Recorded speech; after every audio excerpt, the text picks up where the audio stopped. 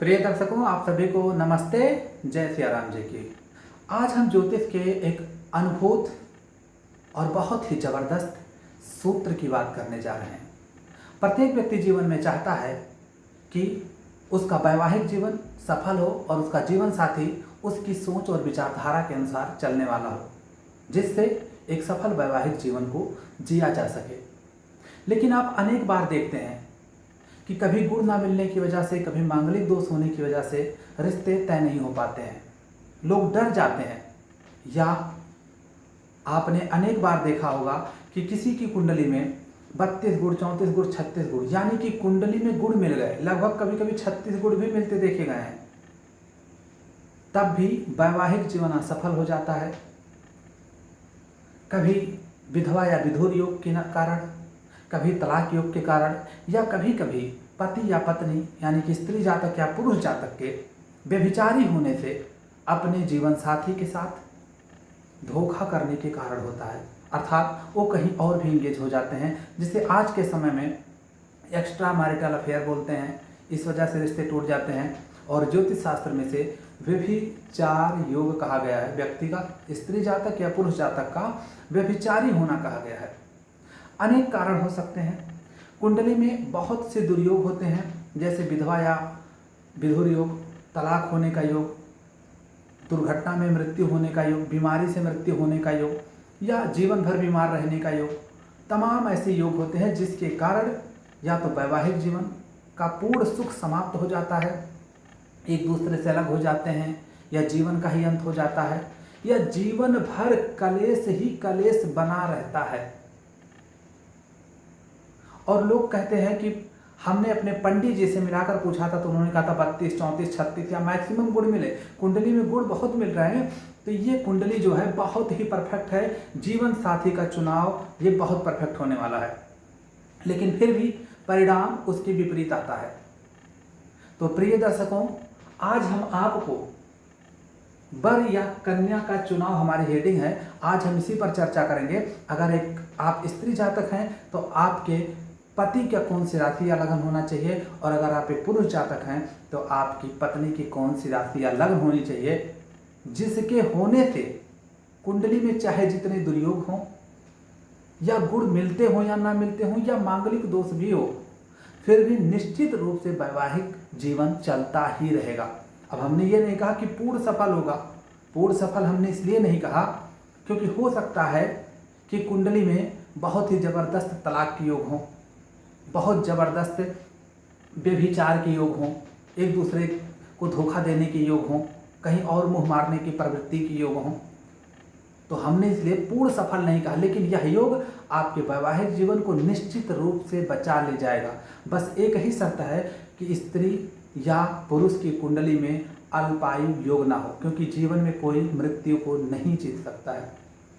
इसके बाद चाहे जितने दुर्योग हों, आपका वैवाहिक जीवन अंततः सफल ही रहेगा। पूर्ण सफल तो नहीं रहेगा, अगर बहुत दुर्योग है तब पूर्ण सफल नहीं होगा, और कहीं छोटे मोटे दुर्योग हैं, गुण नहीं मिला, मांगलिक दोष है और कुंडली में कोई विशेष दुर्योग नहीं है, तब तो निश्चित रूप से सोने पे सुहागा, बहुत ही जबरदस्त, बहुत ही आनंदमय वैवाहिक जीवन आपका कटने वाला है।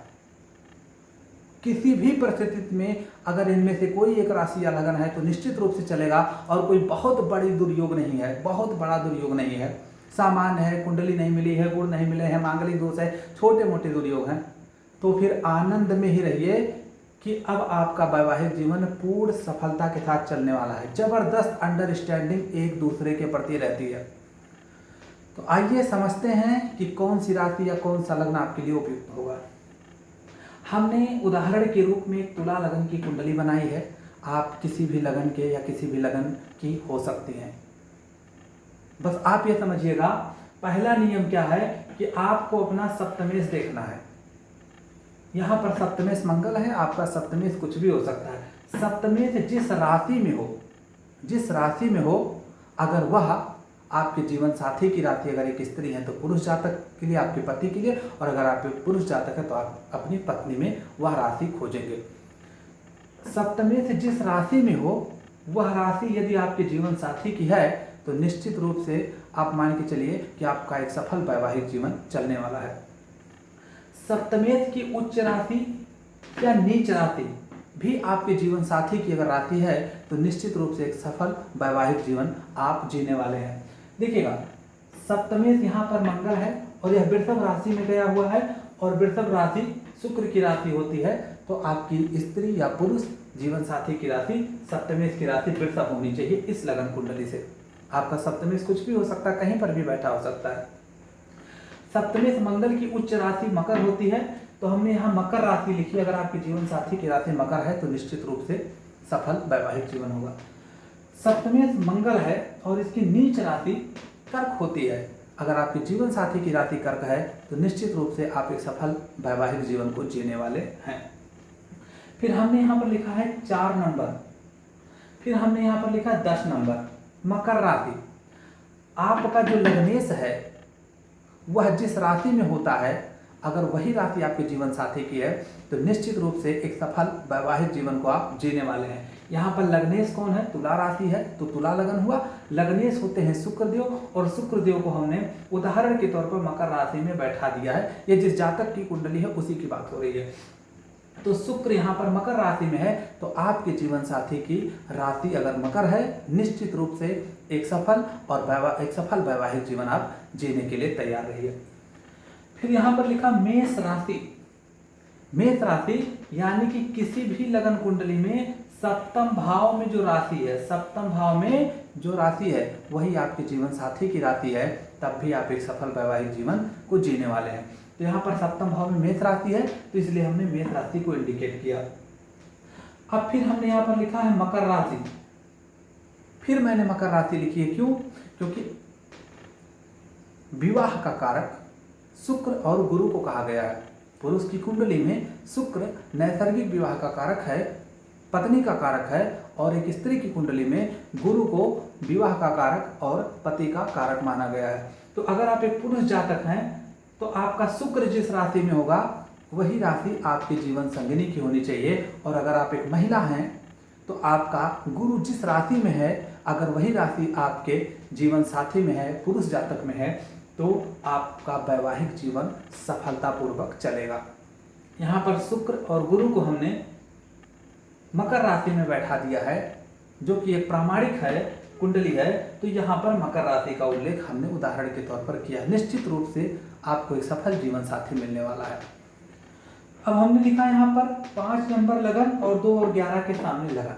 देखिएगा, आपका चंद्रमा जिस भी राशि में हो वहां से सप्तम स्थान में जो राशि है, चंद्रमा जिस भी राशि में हो वहां से सप्तम स्थान में जो राशि है, अगर वह आपके जीवन साथी का लग्न बनता हो, लग्न ध्यान सुनिएगा, लग्न बनता हो, तो निश्चित रूप से आपका वैवाहिक जीवन सफल रहेगा।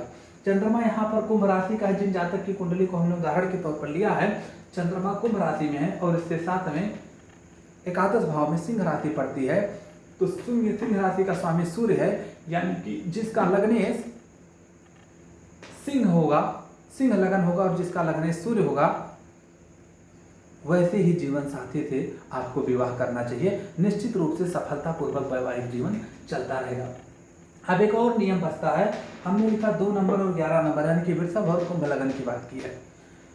ध्यान से इस चीज को समझिएगा, चंद्रमा से सप्तम भाव पर जिन जिन ग्रहों की दृष्टि पड़ती हो, या जो जो ग्रह वहां पर हों, चंद्रमा से सप्तम स्थान पर एकादश स्थान पड़ता है इस कुंडली में, जहां पर सिंह राशि है, तो इस एकादश स्थान पर जिन जिन ग्रहों की दृष्टि पड़ती है, वो ग्रह जिन जिन राशि में होते हैं, वही अगर आपके जीवन साथी का लग्न हो तो निश्चित रूप से आप एक सफल वैवाहिक जीवन जीने के लिए तैयार रहिए। कोई भी दुर्योग आपका कुछ नहीं बिगाड़ पाएगा। तो यहाँ पर चंद्रमा से सप्तम स्थान पर चंद्रमा की दृष्टि है और मंगल की दृष्टि है। अब चंद्रमा और मंगल की राशि को देखना है, तो चंद्रमा किस राशि में है? कुंभ राशि में, और मंगल आपका वृषभ राशि में है। यानी कि अगर आपके जीवन साथी का लग्न कुंभ या वृष या वृषभ है, तो आपका वैवाहिक जीवन सफलतापूर्वक चलने वाला है, इसमें कोई भी संशय नहीं है। अब जानकारी के लिए हम कुछ बता दें। अब यहाँ पर आप कहेंगे क्या पंडित जी, इनमें से तो कई राशियां सेम हो गई हैं, तो समझिएगा इनमें से कोई भी एक राशि होगी तो आपका वैवाहिक जीवन सफल होने वाला है। लेकिन इसमें भी आपको एक और काम करना है। जो राशि बार बार आती हो ना, जैसे यहाँ पर मकर राशि 1 2 3 बार आई है, अगर आपको मकर राशि मिल गई तो सोने पे सुहागा है। या वृषभ राशि 2 बार आई है तो कम से कम उसके बाद वृषभ राशि या वृषभ लगन या वृषभ राशि का चयन करेंगे। इसके बाद कुंभ, सिंह, मेष और कर्क, ये एक एक बार आया है। अब एक तो ये नियम था, सबसे पहले जिसकी प्रायिकता ज़्यादा है उसे आप प्रीफर करेंगे, वरीयता देंगे, तो बहुत अच्छा और भी अच्छा चलेगा। मतलब अच्छा तो ऐसे ही चलेगा और भी अच्छा चलने वाला है। अब समझिएगा, एक चीज़ का और ध्यान रखना है, राशि मैत्री का या सेम राशि का। अब यहाँ पर राशि कौन सी है? कुंभ राशि, और इस नियम में भी कुंभ आया है, तो अगर कुंभ राशि और कुंभ राशि होगी तब तो सेम राशि हो जाएगी, तब तो और अच्छा चलेगा। अब कुंभ राशि का स्वामी शनि है और शनि का स्वामी शुक्र है, तो अगर शुक्र की भी राशि आ गई है वृषभ, तो वृषभ राशि का भी चयन करिए राशि मैत्री से। अब कुंभ राशि का स्वामी शनि है और यहाँ पर मकर 3 बार आया है, तो मकर राशि का भी स्वामी शनि है, सोने पे सुहागा है। अब देखिएगा, कुंभ राशि आपकी है और कर्क राशि और कुंभ राशि में राशि मैत्री नहीं है। चंद्र इसका स्वामी है कर्क का और इसका शनि, चंद्र शनि शत्रु हैं। एक जल तत्व है, एक वायु तत्व है, विक्षोभ तो उत्पन्न नहीं होगा, डिस्टर्बेंस। फिर चंद्र और मंगल, मेष राशि का स्वामी मंगल है, इसमें मंगल भी आया है, शनि और मंगल परस्पर शत्रु हैं। एक अग्नि तत्व है, वायु तत्व, निश्चित रूप से तनाव आएगा। अब एक सिंह राशि है और एक कुंभ राशि है, यानी कि एक का स्वामी सूर्य है सिंह का और चंद्रमा कुंभ राशि में इसका स्वामी शनि। शनि और चंद्र शत्रु हैं। अग्नि तत्व और वायु तत्व, इसमें भी अग्नि और वायु का आपस में कहाँ मिले, दोनों में विस्फोट ही तो होता, आग ही तो लगती है। तो इस आधार पे तो राशि मैत्री नहीं हुई, छटनी होनी चाहिए। तो आप इसमें सबसे पहले कर्क राशि, मेष राशि और सिंह राशि को अलग करने की कोशिश करेंगे।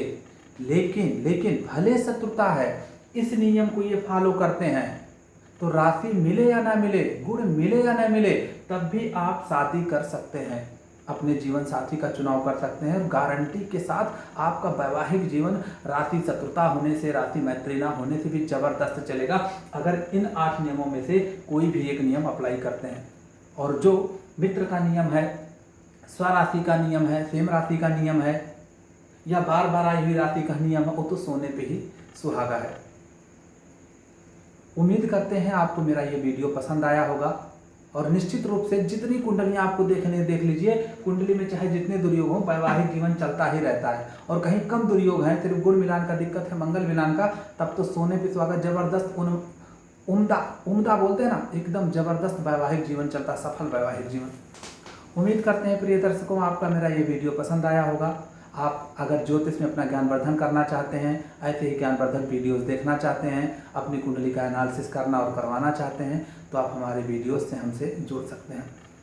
अगर आप हमसे अपनी कुंडली का विश्लेषण करवाना चाहते हैं, अपने सभी प्रश्नों का सटीक उत्तर चाहते हैं, जवाब पाना चाहते हैं, तो आप 501 रुपया देकर, और अगर आप यूट्यूब के माध्यम से अपनी कुंडली का विश्लेषण करवाना चाहते हैं तो 1100 रुपया दक्षिणा शुल्क देकर आप हमसे संपर्क कर सकते हैं। उम्मीद करते हैं दर्शकों आपको वीडियो पसंद आया होगा। इसी के साथ जय सिया राम जी की नमस्कार।